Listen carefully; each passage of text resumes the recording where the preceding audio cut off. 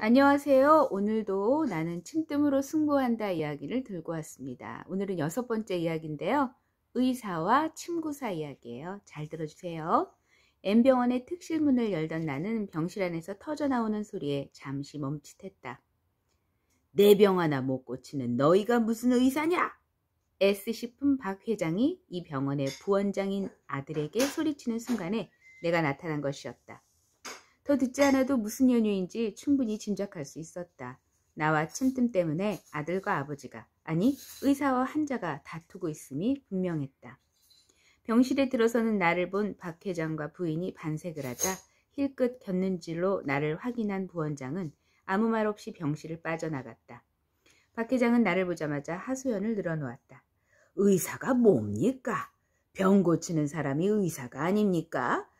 그런데 어떻게 서울에 있는 종합병원의 과장급 이상 의사를 다 동원해도 열 하나 떨어뜨리지 못하는 겁니까? 숨이 찬 모양인지 박 회장은 잠시 기다리라는 손짓을 했다. 박 회장은 숨을 가다듬고 다시 말을 이었다. 환자가 바라는 건 병 낫는 것이지 박사하게 가진 의사 만나보자는 것이 아니지 않습니까? 그래서 나 너희들한테 치료 안 받는다. 이제 치료 받겠다고 선언을 했죠. 숨을 몰아쉬는 박 회장의 손을 살며시 잡고 나는 이제 됐다고 알았다고 고개를 끄덕이며 흥분이 가라앉도록 가슴을 쓸어주었다. 이제 칠순을 바라보는 박 회장은 유난히 감기에 잘 걸렸다. 그리고 걸렸다면 아주 심하게 앓았다. 그래서 가족들은 항상 그가 감기에 걸리지 않을까 전전긍긍했고 박 회장 자신도 감기를 무서워하고 조심했다. 그런데 이번에도 병원에 입원해야 하는 지경에 이르고 만 것이었다. 박 회장은 전에도 가끔 나에게 치료를 받았는데 그때마다 한바탕 소동을 벌이곤 했었다. 방 안에서 침을 놓고 뜸을 떠주며 뜸쑥 탄 냄새와 뜸에 불을 붙이는 향내가 방 안에 남아있다. 그러면 박 회장 부인은 창문을 있는 대로 다 열어놓고 선풍기까지 동원해 냄새를 없애려고 난리를 쳤다. 쑥내와 향내 때문에 침뜸 치료를 받은 사실을 의사인 아들이 알게 되면 이러쿵저러쿵 싫은 말을 할 테고 그래서 본의 아니게 말다툼을 하게 되니 그걸 피하고 싶었던 것이다. 그렇게 아들이 눈치채지 못하도록 조심하던 박 회장이 아들이 근무하는 병원에 누워서 대놓고 침치료를 받겠다고 했으니 아들이 곤욕스럽지 않을 수 없었을 것이다. 벌겋게 얼굴이 달아오른 박 회장이 내가 잡은 손에 힘을 주며 말했다.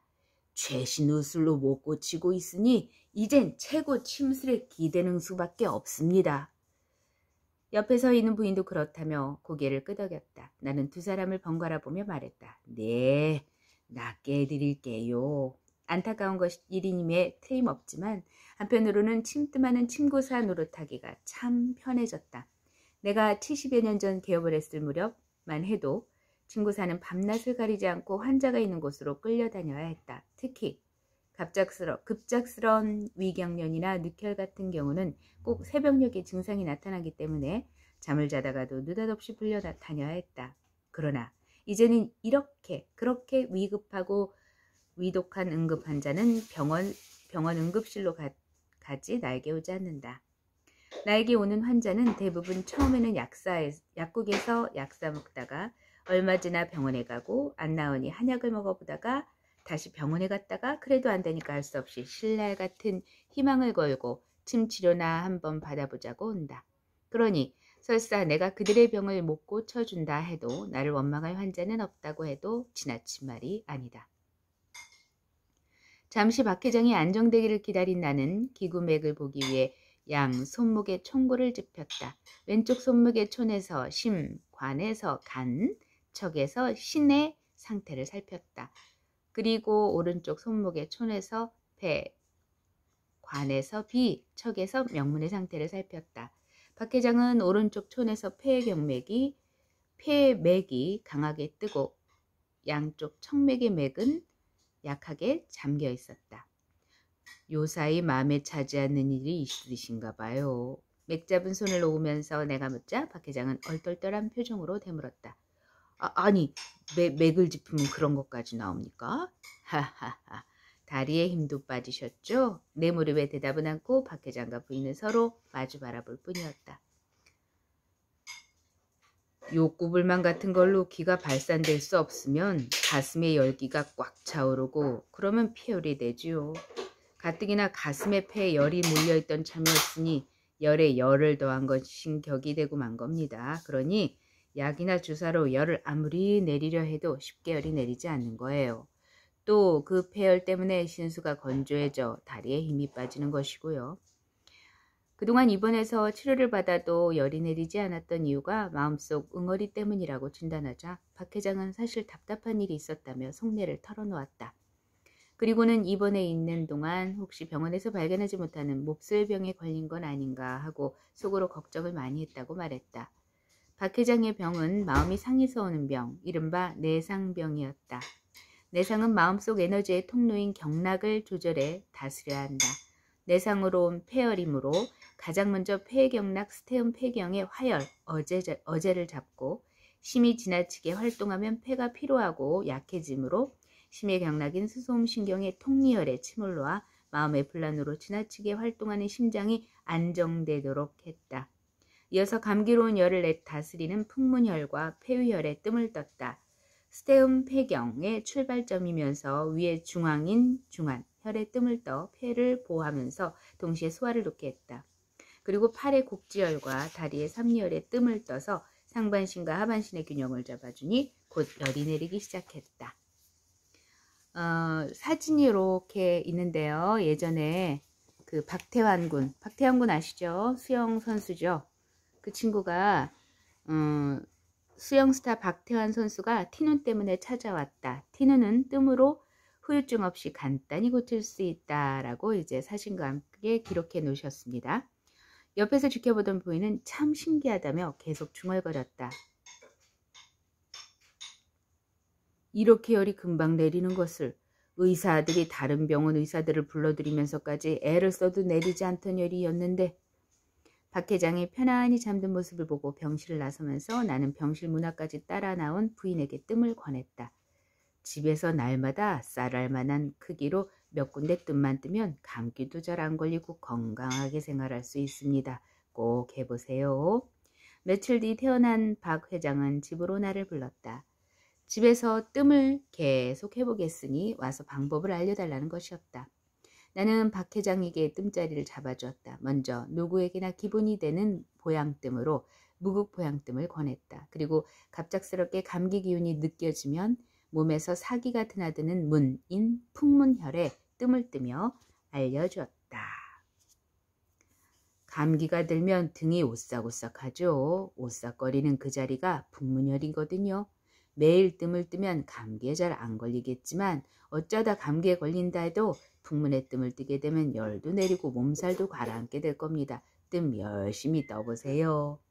그 뒤 몇 달이 지나 박 회장은 부인이 열심히 뜸해주는 덕분으로 감기에도 안 걸리고 잘 지낸다고 나에게 고맙다고 전화를 했다.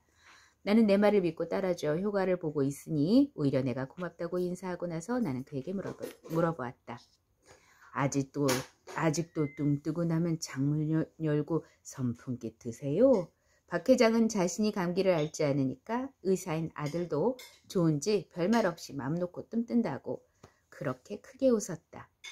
바로 이 의사는 우리나라에서 세균학자로서 제1인자였으며 중앙의료원 원장과 보사부 차관까지 지냈고 암에 대한 연구를 하면서 침뜸을 이용한 치료법을 연구할 정도로 진정한 의사였기 때문에 조심하여 뜸뜬 후 뜸냄새를 부채로 날려보내던 부모님도 훌륭한 분들이셨음을 생각하여 본다 라고 되어 있네요. 그리고 요번 이야기는요 만화로 되어 있습니다. 만화는 봐야 또 재미가 있으니까는 만화는 제가 보여드리겠습니다. 보여드리고 그림은 보시되 이 내용은 제가 읽어드리도록 하겠습니다. 티눈. 아니 아버지 무좀이세요? 아니 티눈이네. 아파서 파내려고 생각해. 그렇게 해서는 안 돼요. 일시적으로 편안하지만 뒤에는 전부 다 커지고 통증도 심해져요. 그런데 야단이구나. 걷는데도 아프니. 티눈. 손바닥, 손가락 안쪽, 발가락 안쪽 등의 피부가 기계적인 자극을 지속적으로 받아 작은 범위에 걸쳐 각질이 증식되어 핀의 쐐기꼴로 박힌 것이다. 누르면 아프며 실 같은 줄기가 딱딱해지면서 통증 때문에 걸을 수가 없을 때도 있다. 신발이 원인인 경우가 많으므로 발에 맞는 신, 특히 티눈이 생기기 쉬운 곳이 압박되지 않는 것이 좋다. 그럼 저한테 맡기세요. 여기에 뜸쓰기 있었는데 티눈의 치료는 티눈을 태워 새살이 올라오게 하는 방법이 있거든요. 그래? 틀림없이 티눈을 뺄 수 있어? 물론이죠. 어머니도 가르쳐 드릴 테니 보세요. 쑥뜸, 티눈 보이시죠? 새살이 올라온다. 방법은 티눈에서 쑥이 밖으로 나가지 않게 티눈 위에만 올려놓는 거예요. 이것을 한 번에 30에서 40장씩 몇 해 동안 계속하면 티눈 같은 것은 없어져요. 대개는 한 번 뜸으로 났지만 만일 안 나오면 다시 한 번. 뜸을 뜬 지 얼마 후 자연히 없어진다. 티눈이 점점 작아지더니 결국 완전히 사라졌어. 할아버지의 웃음소리가 들리시나요? 끝. 여기까지. 하루에 한 챕터씩 잊지 마시고 들으시고 행하는 날 되시길 바랍니다. 감사합니다.